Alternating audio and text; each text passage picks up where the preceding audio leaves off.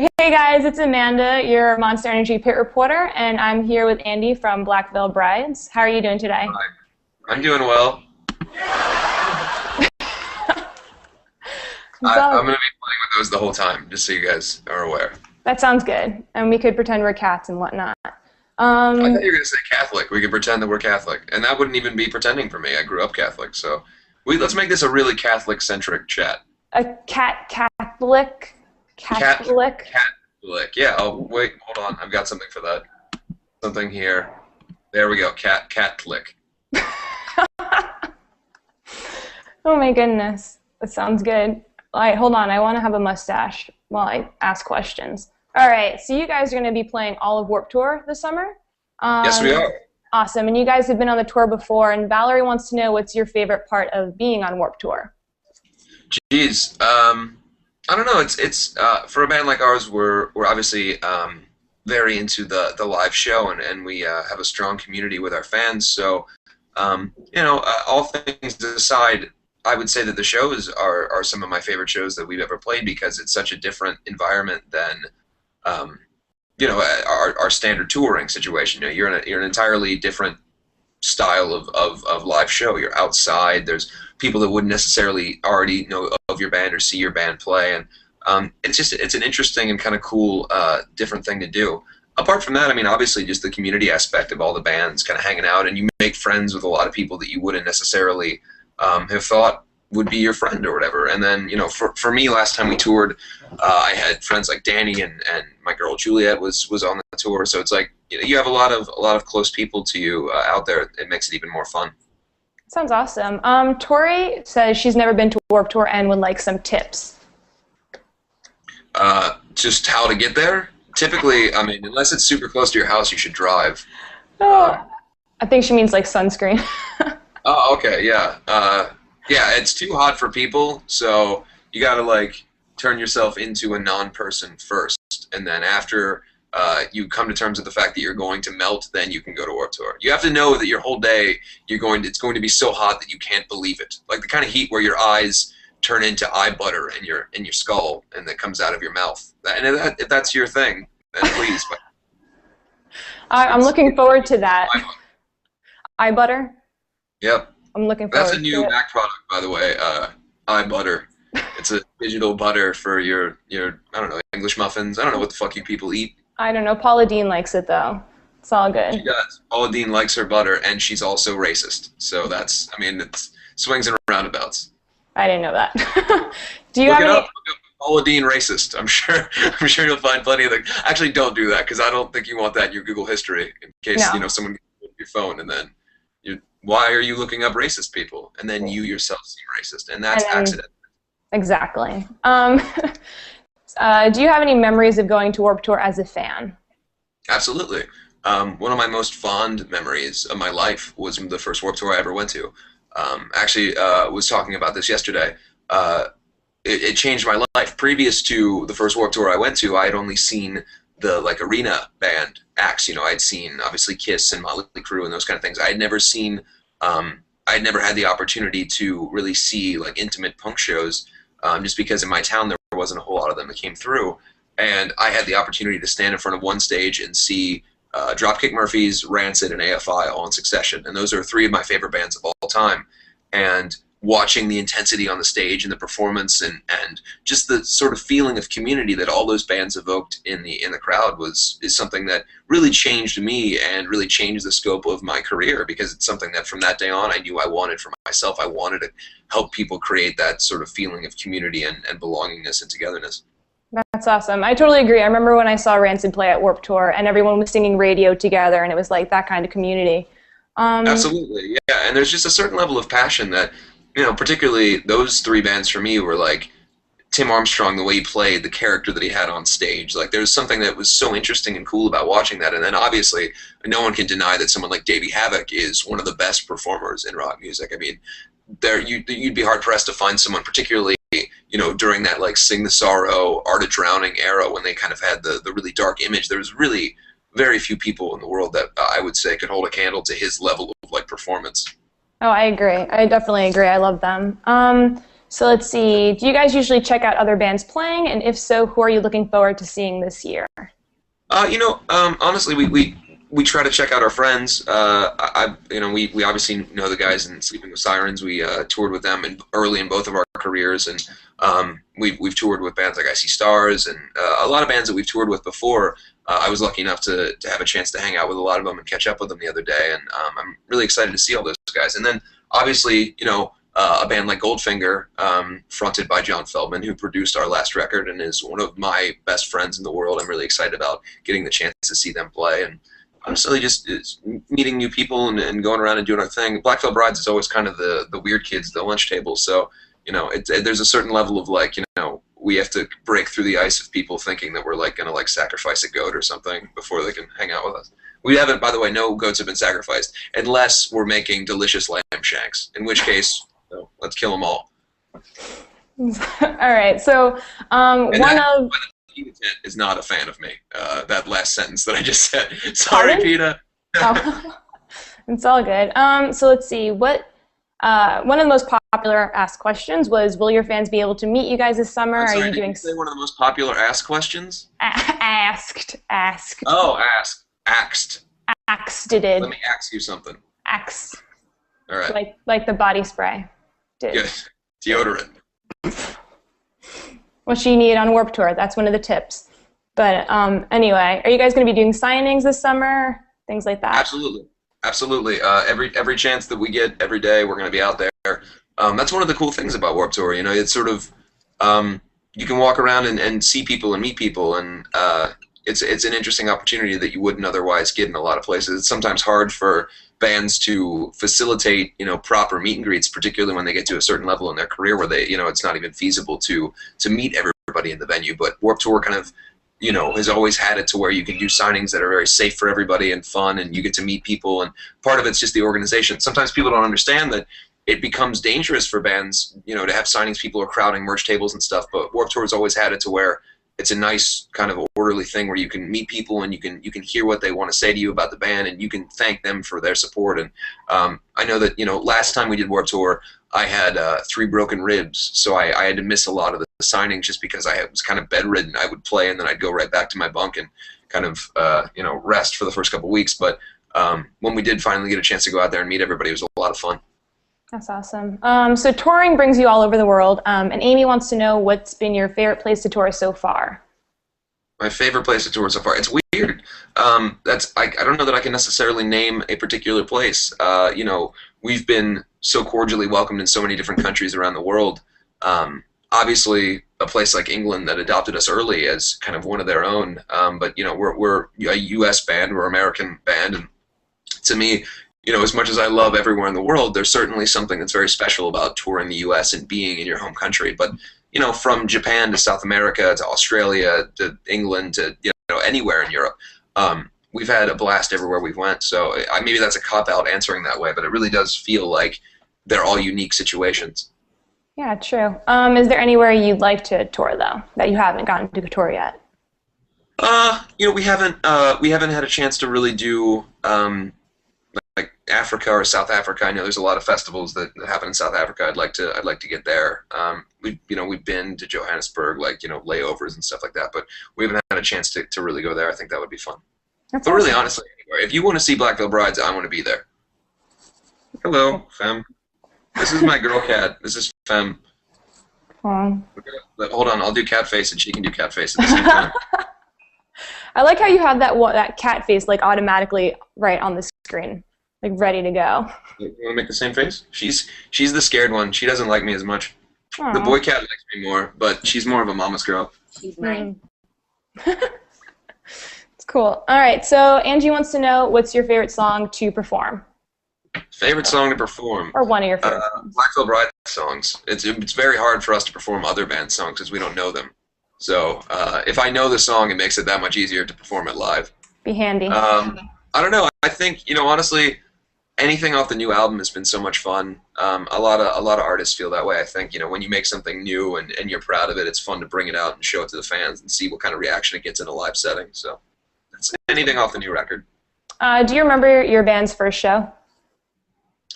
Yeah, I do. I remember. It's different because I put it into different sections. The first show that I can remember specifically in Los Angeles with like the current lineup of the band was in the back parking lot of the Tony Alva skate shop because we couldn't get shows anywhere. Nobody would book us anywhere. And so Richard Villa, who runs the art gallery portion of that, and Tony Alva, the skateboarder, really loved our band and took us under their wing. And they basically gave us their back parking lot to play a show. And they built a stage. And we didn't have a backdrop or anything. So they ordered like 900 black balloons, and there was a wall of balloons behind us. Because otherwise it just would have been like, you would have been looking at a parking lot, so it would have been like someone's residential house behind us, so we covered balloons, and then I think like we built like these gnarly trees out of PVC piping, like Tim Burton trees out of like, I think if I remember correctly, the first thing we did was we took just like Michael's craft store trees and spray painted them black and like made gnarly branches coming out everywhere. And then I taped little cherub dolls with bloody tears coming out. It was all very horror punk and misfitsy, but it was enjoyable for being a fucking parking lot show. I don't know what the scale is for parking lot shows, but it's one of the better ones I've seen. That's awesome, though. So do you ever get nervous or have stage fright? Honestly, I think that my one thing is that I don't know if you can tell by talking to me for the last 10 minutes, but I really enjoy the sound of my own voice. And so I've always assumed that everyone else would as well. And so the nerves don't really come. It's more like I can't wait to get out there and share with you my joy. No, honestly, my whole life I've loved performing so much, if I'm being real. It's something that I always wanted to do. From the time I was a little kid, I would dress up like Kiss and force my whole family to watch me perform, Deuce or whatever. I remember the first time I ever performed on stage was at a Kiss Expo in Indianapolis. I performed, I was like 8 years old, and I performed a Kiss song for the ex-drummer of Kiss, now the current drummer of Kiss, Eric Singer. And that was my first time, and I think since that moment, it was like, that's all I want to do ever. I want to be on stage. It was so much fun, and I could just kind of play a character and release myself and be something interesting or fun, outside of day-to-day life. I think sometimes young kids, when you want to do something creative, you don't necessarily have an outlet, and sometimes people's outlet is through, dressing up interestingly or, expressing themselves creatively through writing or art or whatever. For me, it was always performance, and if I could ever find an audience that would watch me long enough I'd always perform something. That's great. Samantha wants to know if you have any rituals before or after shows. You just go. Do I have any rituals before or after shows? Honestly, I think it's every day is a ritual on tour. I think that people don't necessarily understand that a lot of touring is sort of Groundhog's Day. You wake up around the same time every day. You go into a venue that looks very similar to the one from before. You play your show, which is the highlight of the day, and then you go back to your bus and you do it all again the next day. So the whole experience of touring, after a week or two, it just becomes second nature, and really the highlight of every day is the show. And actually, there's an interesting point that I read. I think it was a while ago. I read something that Gerard Way said about this being the only art form that gets a chance to redo itself, and I thought that was interesting because if you do a painting, you hang it on the wall and then it's kind of over with. Whereas rock and roll musicians get the chance to every night go out and their art form gets to change. I get to sing slightly differently. I get to perform slightly differently. So even though the rest of the touring world is kind of monotonous, going on stage is sort of the one like crazy freedom that you have, and you can kind of do anything you want. Maybe I won't wear pants on the World Tour. Who knows? Maybe I'll just be crazy. Those are great quotes, though. So do you know if you guys plan on working with any of the nonprofits or any of the causes on tour? Yeah, I mean, honestly, we've been involved with Shirts for a Cure with Chuck last year, and we hope to do that again this year. Honestly, we're big supporters of Nikki Sixx's charity, Running Wild in the Night, which isn't involved with Warped Tour, but that's something that we are involved in personally. We do a lot of proceeds for that, and we're always open to charity stuff. I think it's important as our position as people in bands and having the capacity to talk to a large number of people at any given time to spread knowledge of things that can be beneficial to other people that don't necessarily have those means. Of course. So you guys collaborate with a fair amount of people. How was working with Bert from The Used? It's fantastic. That is the most entertaining singer when in a vocal booth I've ever seen. It's like a show unto itself. Um, that guy goes into the vocal booth and it was like watching a concert. Like he's running around the booth and he's fucking taking his pants off and yelling and hit himself in the head. And I wish, unfortunately, that day the guy who did the documentary for our record had to leave before Bert tracked his stuff, so we didn't get to have any of that on film, which is a huge bummer. But I think we all have cell phone videos and stuff that I'm sure one day we'll see the light of day. But he's just a complete class act and a nice guy, and went in there and nailed it in I think one take, and we were just like, all right, cool, you did it. Thank you for being perfect. So yeah, he's great. It was awesome. And they're going to be playing this summer, so I'm looking forward to that for Yeah, sure. absolutely. So I don't know if you saw this, but on Property of Zach, the band Squid the Whale talked about how much you guys are a huge influence on them. And Emma wants to know what bands you look up to. Do you have any bands that gave you like the same effect? As far as I know, that thing was facetious. Like that guy was essentially making fun of the band. Oh, really? Yeah, absolutely. Which is all right. That's fine. At least he knows my band's name, and I'd never heard of his before. So, no, but I think that's serious. Sorry. It's all right. No, there's so many bands that are so influential and so kind. Even bands that aren't necessarily bands that influence me directly musically. People in them, and this goes back to Warped Tour, something like Less Than Jake, who I've always respected and liked, but it wasn't necessarily something that I listened to every day. But someone like JR from that band has become such a close friend of mine that he influences me every day as a kind and loving person in this industry. Obviously, we've been fortunate enough to become friends with a lot of our heroes, people like Nikki Sixx and Dee Snider and Sebastian Bach, and people that have had such kind words to say about the band and have collaborated with the band in many ways. Yeah, so I mean, my biggest influences growing up were equal parts, like Alkaline Trio was my favorite band of all time. Bands like the Misfits, obviously AFI, and then I had the other side of me, which is I'm a hugely devoted Kiss fan and have been since I was 3 years old. I love Motley Crue, I love LA Guns. I love all that stuff. A lot of it shines through in our music, I think, but I've always been equal parts, Kiss and Social Distortion, so those are my favorite things. Awesome. So Jessica wants to know if there was one song from one of your favorite bands that you wish you wrote, what would it be? I feel that way about a lot of Juliet Simms' songs. She's a great songwriter. I like the whole Kids Will Take Their Monsters On album. She's got a lot of great songs on there. And she killed it at the kickoff party. Absolutely, she did. Yeah. I was on stage. She was awesome. Yeah, so I mean, I think a lot of my friends that write songs, I'm always happy when I get to I guess hear something that inspires me. But it goes back to Alkaline Trio, a band that really influenced me to write lyrics in the first place. A lot of their songs growing up as a kid, I'd be like, damn, I wish I wrote that.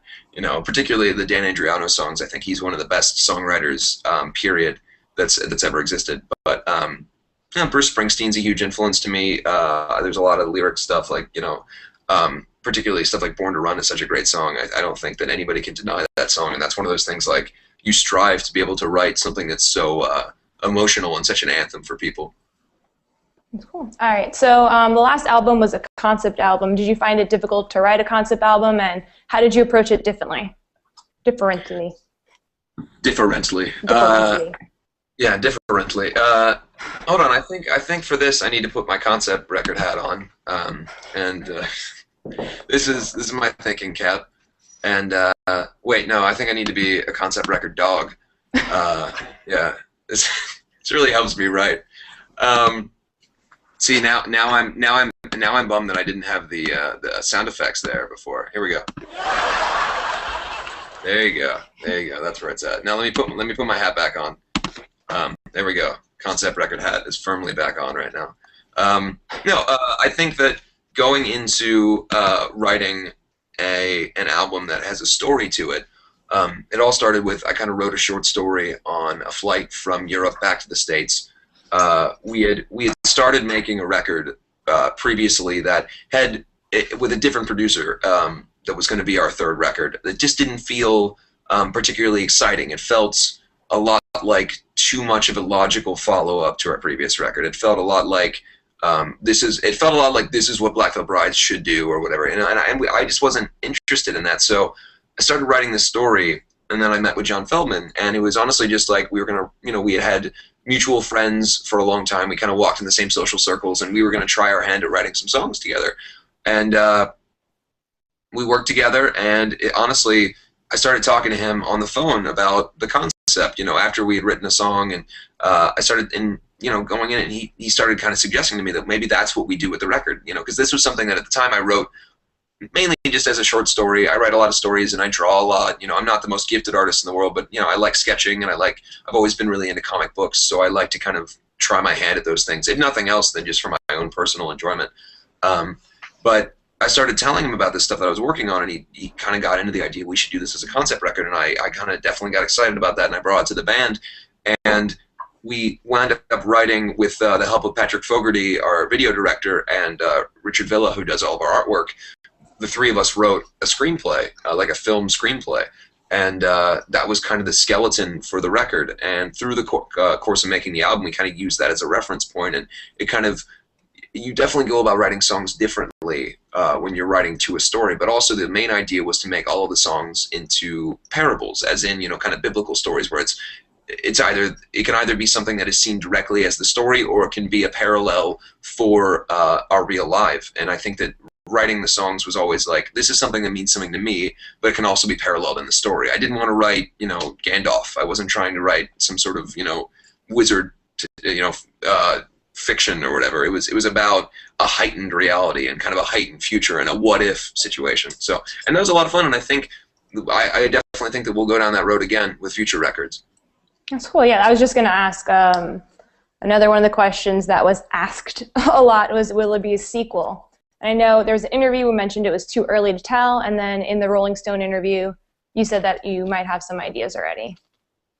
Yeah, I didn't necessarily think that we were going to come back and make another record quickly. I still don't think that it's not anything like you're going to see a new record coming out in the next couple months, but I'd like to go back into the studio next year, and I've got a concept that I'm working on right now with the same collaborators, and I think that it's not necessarily a sequel, but it's certainly something that's in the same vein. And as far as sequels go to the story, we've been working on a script, and Richard Villa has been working on it with me, and we're thinking about trying to do some sort of graphic novel or a one-off graphic novel to kind of complete the story from the record. Cool. So Julie wants to know, will there be another single released soon, and are you planning on making more videos for the songs on Wretched and Divine? Yes, absolutely. Actually, we just got our confirmation that we're going to go ahead and do another video. Hopefully we can shoot it out before we leave for Warped Tour. We're writing the concepts right now. It's actually something that's really exciting and cool. And after the events of the Golden Gods the other night, we all kind of got together and we had this idea to write this concept for a music video, and I think it's really cool, and it's an interesting little take on the life of people that are performers or in bands and stuff. And I'm not going to reveal what song it is yet, but it's one of my favorite songs on the record, and it was actually the first song that I tracked vocals to for the record. That's awesome. Do you think that it's difficult to create music videos, since for the movie you kind of already dedicated a visual to those songs? Yeah, well, I think that obviously the song will be something that wasn't in the movie, the song that we choose.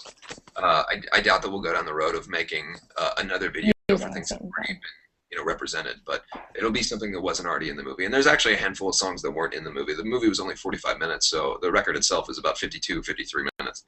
Okay. Somebody asked if Legion of the Black will be shown in UK cinemas. Will be. We'd love it to. That's one of those things where it's sometimes hard to. In the States it was a little bit easier to sell because, we had a little bit more. It's a little bit easier to say, we're this U.S. band and I made this movie, but it's hard to tell people like, hey, we're a rock band that made a movie about our concept record. Can we bring it to your country and show it at cinemas? We're working on it, and we've got negotiations to try to do it, but it might be a little bit before we get it done. But there is the DVD release is on June 11th. So. Sweet. Miriam wants to know what the funniest thing or moment that happened while recording the last album. I don't know if you have a funny story to share. Oh, geez. Honestly, with John Feldman, every day is a weird and funny moment. That guy is a living, breathing cartoon character. He's the most wonderful person in the world, but he's also hilarious to be around. And so if anybody's watched the documentary from the making of the record, you've seen that he's definitely a character, the kind of guy who walks around wearing shoes on his head and yelling and getting inappropriately flirting with members of the band just to make us uncomfortable, I guess. You know, he's definitely a character. So I don't know that I could cite a specific example because I mean there definitely was a lot of work involved. You know, we were very serious about the record, but like anything, you have joys and you have fun while you're in the studio. So I mean, and just being around such a wonderful person was enough for us. Awesome. Another question submitted on Twitter was, what are your favorite hobbies? A lot of people were asking what you do when you're not on tour or recording. Hang out at home. I like you know I read Batman comic books and I hang out with my girl and my cats and I watch bullshit reality shows like Hell's Kitchen and you know I don't know I like to have my my domestic time, I guess, you know. Spend so much time on the road that it's sometimes nice to just sit at home and relax and honestly wait for the next tour. We're the kind of band that loves touring, so we kind of get a little bit antsy when it's too long between tours. We start to kind of, you know, get a little bit like, when are we going to be on the road again? But yeah, I enjoy my life. I have a kind of a normal life that I lead outside of the life of being on stage. Cool. So there are a lot of questions asked about your tattoos. So would you mind sharing which is one of your favorites or which was your first one? I like this one. This the koala bear. That's probably, I think, I don't know if you can see it. Yeah, I can. Yeah. Otherwise, I thought you were pointing to your armpit side. No, he's a drunk koala who's dressed as me, holding a bottle of whiskey. So I mean, I don't know if you can really get much better than that. I don't think I can beat that. How did you go into a shop and ask for that? I didn't go into a shop. I got that done before I went out on stage on the last day of the 2011 AP tour. It's always been a dream of mine to have a pet koala that we bring on tour with us and dress up in a little leather jacket and sunglasses, and he just hangs out. We toss him around, and he sleeps. You know, fortunately, we went to Australia, and I got to do the whole like holding the koala thing. That was cool. That's pretty sweet. Hey, Crow. I'm gonna show you guys Crow. This is my little panther. I don't have a koala bear, but I have a little panther who's currently stuck between two legs of the chair.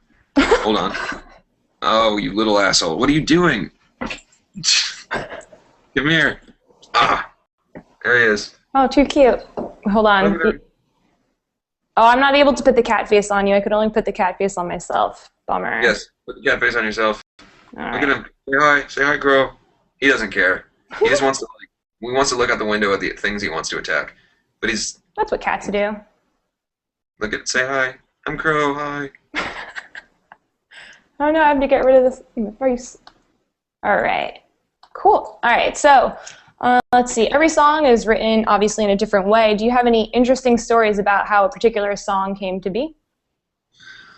Well, you know, I think every song, like you say, they're different experiences. You know, something like "In the End," the single. My grandfather had just passed away before that song was written, and the song was definitely a collaborative effort with the whole band. But you know, for me, going into writing the lyrical stuff on that song and the mood of that song, I had just gone to my grandfather's funeral, and I was very close to my grandfather, and that portion of my family is deeply religious, deeply Catholic, and I went to the church that I went to as a kid and grew up in, and you know, everybody's talking about, you know, how my grandfather is in heaven, and you know, the sort of traditional sense of heaven, and how people, you know, when they die, if they're good, you know, Christians or Catholics or whatever, they ascend into heaven and they live with God, and that's a very wonderful notion, and it's not necessarily something that my whole life I've been able to believe in. You know, I have my own spirituality, and all I could really think about the whole time is that we're all sitting around in this room talking about how wonderful this person is and how amazing this person was in all of our lives, and I noticed that there is nothing that could, you know, whether a heaven exists or it doesn't, in the physical sense, you cannot deny that in a real way, the afterlife or eternal life can be achieved through a positive life and a positive impact that you make on people in your time on this life or in this world. And so in the end, sort of became about, how you can create your own afterlife or how you can live forever simply by doing something that leaves a legacy and makes a mark and always being true to yourself. And what's interesting about that song and something that not a lot of people know is that about, oh, I don't know, 2 to 3 weeks after the record was finished, I sent some songs to my parents to listen to, and my mom brought In the End over to my grandmother, and she freaked out and started almost like crying. And my mom, didn't necessarily know why, and my grandmother went into her bedroom and found a what's the term, the speech at a funeral. I'm sorry, I blanked right now. What you say when someone dies. My grandfather had written a speech about his father when his father had died, that was written maybe 20, 35 years ago or something. And it was almost word for word identical to the lyrics for In the End. Like literally said the term, in the end, as I walk into the darkness, I'm not afraid to die. And there was all this stuff, and it was like, I don't necessarily have a strong belief in a lot of spirituality, but I can't deny that that was something that moved me. And to this day, I can't really explain, how 30 years ago, before I was even born, my grandfather wrote something that was identical that I had never read to a song that I wrote about him. It makes you wonder what sort of inspiration or what kind of divine inspiration we have in this life. Yeah, for sure. Well, thank you for sharing that, even though that's pretty personal. So no, absolutely. I think that sometimes if any of our fans can see something that is important to us and they get to really know what our process is, it can help them in their own art and their own creativity, and that's the most important thing. Of course, of course. Well, congrats on also getting Song of the Year for the 3rd time in a row at the Golden Village. So we all kind of know about the ceremony at this point. So a lot of your fans submitted questions asking about how to deal with like bullies, haters, trolls, things of that nature. So do you have any suggestions or advice? Well, look, I mean, I think that it's important to note, you look at something like the Golden Gods, and I wrote about this. I wrote something that a lot of our fans have read. I kind of wrote a little blog essay post. Okay. We have dealt with our fair number of people that have either, unjustly or for whatever reason, have disliked the band a great deal. And I mean, even you guys know, simply by posting a picture of me on the Warped Tour Instagram, there's tons of people that, oh, fuck that, fag, whatever.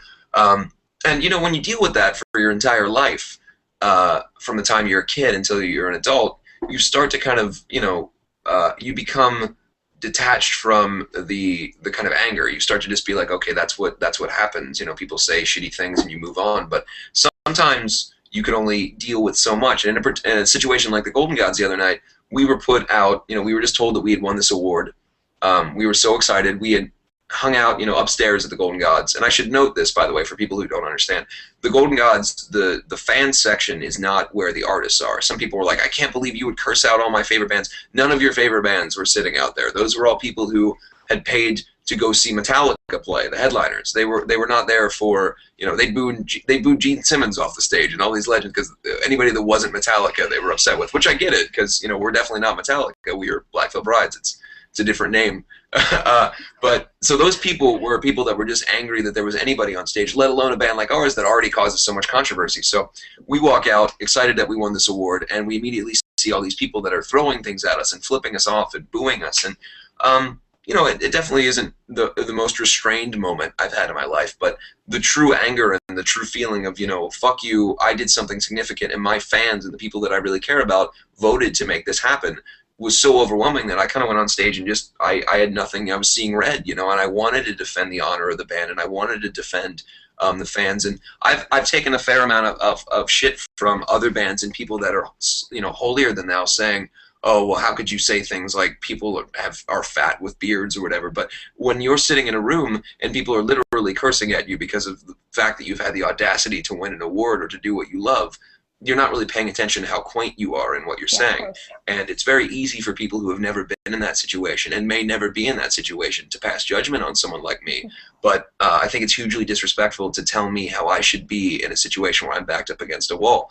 So for our fans, the message that I always try to give is, if you feel something is appropriate or something's right, you should always follow yourself to that end, and you should make sure that what you're doing is true to your own character. And yes, sometimes we slip, and in a moment like that, I'm not necessarily proud of everything that is said, but it's a rock and roll band, and sometimes you don't need to go out there and kiss everyone's ass. Sometimes you need to shove your own emotions and anger back at them because it's deserved. And sometimes it's best to just move on. There's an important song in my life called "I" by Kiss.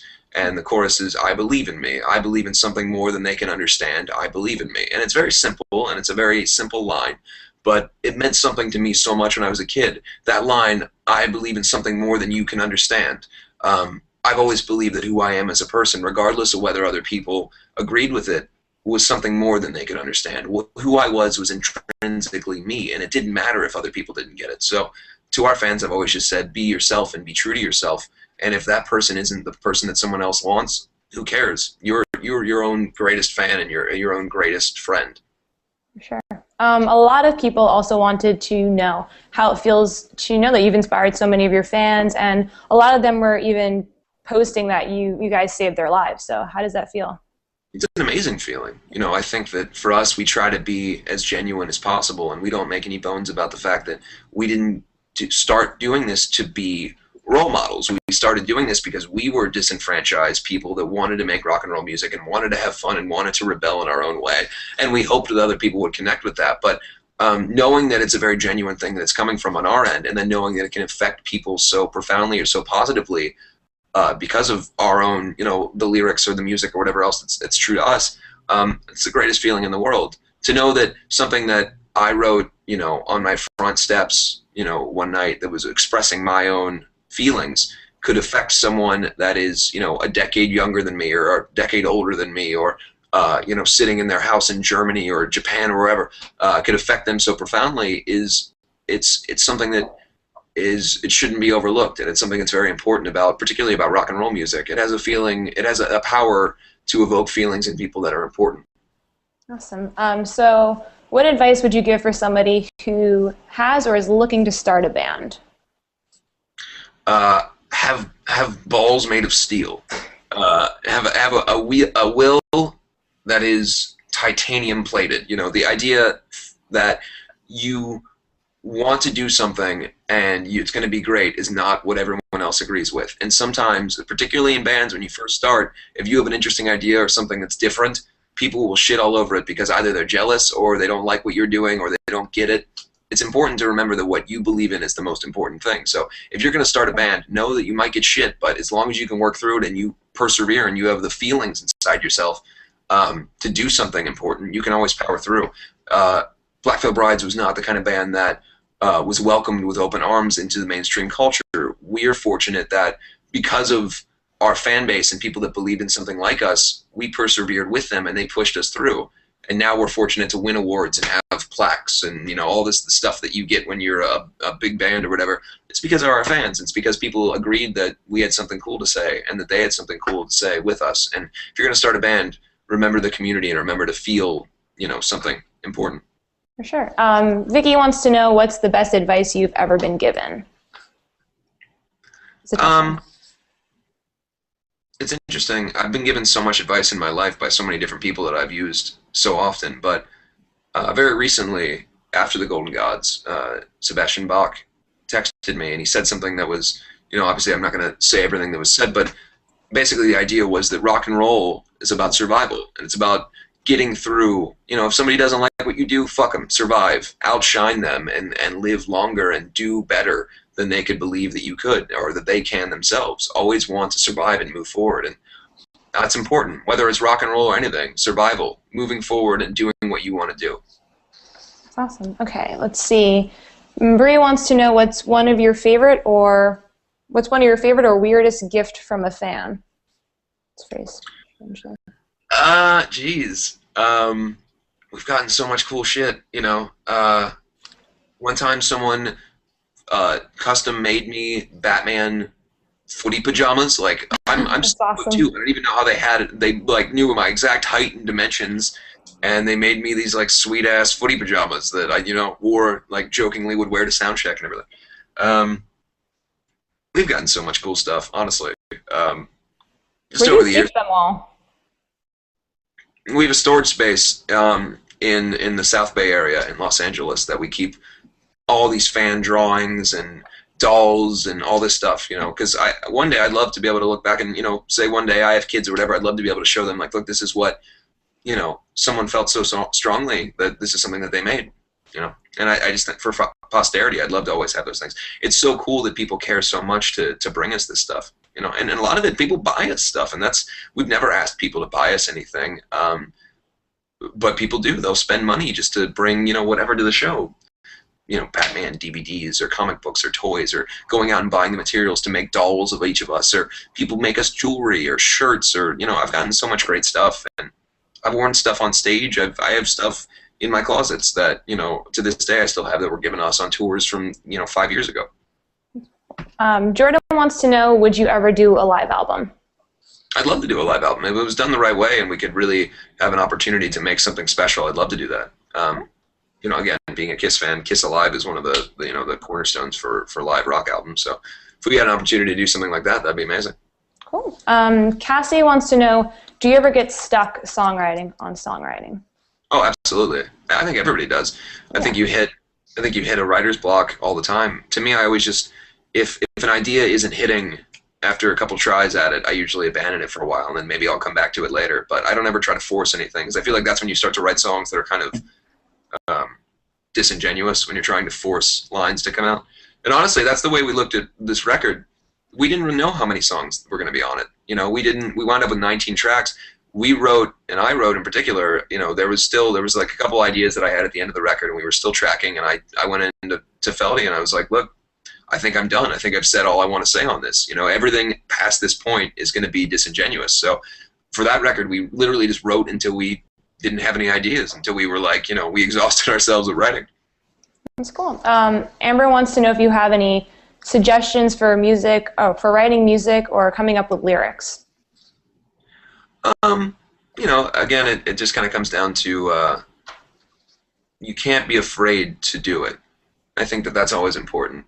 Sometimes people, they look at their favorite songs or their favorite songwriters or whatever, and they say, oh, you know, I wish I could do it like that, or I can't do it that well yet. And it takes time, you know. I'm not the greatest songwriter in the world, but I try my best, and I think that's always important. Just try your best and believe in what you're doing, and who cares if it's not the greatest song in the world the first time? Just keep writing, and you'll find something good, and you'll find your own style. I think, you know, even I'm still discovering what my style is. You know, I think that Wretched and Divine is certainly the closest that we've come to really finding what Black Veil Bride's sound is. But I think a true musician or a true artist or whatever you want to call it is always searching for what their sound is going to be. Yeah, of course. I think life is a work in progress, right? Absolutely. Ellie wants to know, what have you learned from your experience with Black Veil Brides? You know, it's been my whole life, basically. You know, I came up with the concepts for this when I was a little kid. I started touring when I was like 17, so I don't really know a life without Black Veil Brides. It's kind of synonymous. It would be hard for me to say what did I learn, because everything I've learned since I was a teenager has been involved with the band in some way. I grew up, I became an adult, I did all these things with the band. And I've written a lot of songs to that end. You know, there's a song called Youth and Whiskey off Set the World on Fire, our previous record, that was just about, you know, being 17 and then being thrown into, you know, a van with a bunch of adult guys and rock and roll and touring all over the place. And like, it's like, you know, trial by fire. You have to grow up fast. And rock and roll is not always an easy lifestyle, but it's definitely a fun one. Cool. Do you remember your first concert? Yes, I do, and I also want to find my lighter right now, which I'm almost entirely certain that my cat stole. Hold on. Oh, found it. Got it. Yeah. Not cat stolen. My cat did not steal it. He takes everything else, though. Like, I'm pretty sure that he has opposable thumbs, because, like, I don't even know how some of the things... Like, the other day, we lost a speaker, like one of those little, like, you know, tiny things you hook, and we couldn't find it anywhere. Like, and it basically it disappeared. And I told Juliet, I was like, I really think that the cats took it. And she's like, that's impossible. How would they pick it up? And then, lo and behold, we walk into the bedroom, and fucking Crow is there with it in his hands. Like, he had been, like, knocking it around all over the house and hiding it from us as a toy. So, yeah. He's a little bit of an asshole sometimes. He's a little scrappy asshole. You're going to find, like, a little cubby with all your missing things in it. My first concert was Billy Idol at an amusement park. That's awesome. Kings Island in Cincinnati. or Mason, Ohio, I guess it is. I saw Billy Idol, and it was awesome. I'm jealous. Also, do you have a favorite book or author? Um, Author. Author. I honestly, I like a lot of, I like fiction, and I do read a lot of fictional books. However, recently I've been in a kick of reading a lot of like biographies. I read Dee Snider's biography, like rock biographies. Something interesting about being on the road and reading about other people's experiences in the same world. So been getting really into reading like people's memoirs and stuff. It's kind of cool. So I read Gene Simmons' book and Dee Snider's book and Nikki Sixx's books. Those are all really cool. I've been also getting into the Game of Thrones books. Those are cool. Yes. I'm a huge fan of the series. I mean, who isn't? It's the Yeah. best TV show ever. So, but yeah, I love the books. I just got into the first one. So. Awesome. I just caught up with that right before this interview, actually. So. Really, we gotta watch last night's episode. We're a day behind because we don't have HBO on the TV in the bedroom. So we have HBO Go. So we watch it on the Xbox. So it usually takes a day for those things to load. So you can watch it today. Yeah. All right. So, what is something you would like to achieve this year? Honestly, I don't like to set short-term goals for myself. I never have. I don't like to look at it as like, what do I want 2013 to be? Because ultimately, then what do I want for 2014 and 15 and all that? I like to always just set the goal to continue to strive in my music and my career, and to try to reach as big as we possibly can. I think every band in their hearts wants to be the biggest band in the world. I think sometimes people are afraid to say that because it comes off as cocky or whatever else, but I genuinely want us to be the biggest band in the world. If for nothing else, then we've had the chance to do it, and we've had the chance to share our message with people. And if we crash and burn trying, at least I know we've given it our all. So I'm just going to keep working hard. Cool. So before we wrap up, I just wanted to say that I was watching an interview with you guys, and it was a Brian Stars interview, but don't worry, it's nothing vulgar. But you said something that I actually really appreciate, where you pretty much said that it's important for bands and interviewers to have mutual respect for each other because they're doing what they both love. And I'm brand new to being the pit reporter, so I went into this nervous and now a little bit more confident because of that. So I really appreciate that. And the last question, of course, yeah, the last question we have is, who or what inspires you? Jeez, there's so much. Life inspires me. I've always, and I don't mean that in like a ethereal sort of like like Enya way. I mean it literally. I genuinely am inspired by seeing people and reactions and meeting fans and going to the grocery store and watching how people interact. I've always been a bit of a sponge when it comes to human interaction, and I love watching how people talk to one another, or just the art of conversation to me is always interesting. I love words. I love communication. I love when positive things happen to people, how elated people can be, and then also, not in a morbid way, but it's interesting to see how sadness can affect people. I just like to be a student of the world around me as much as I can be.